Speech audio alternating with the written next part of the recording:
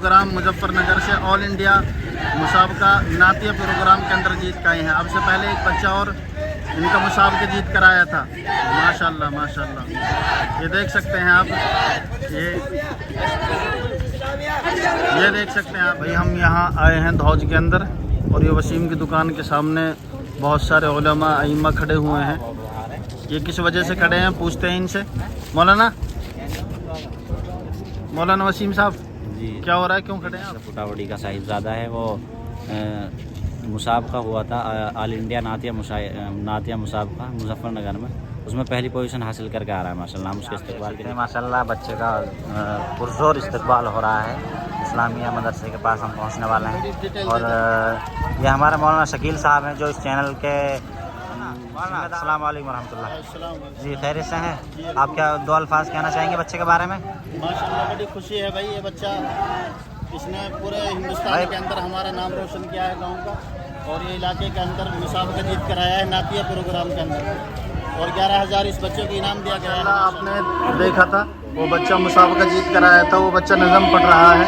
हम आपको उसकी नज़म सुनवाते हैं।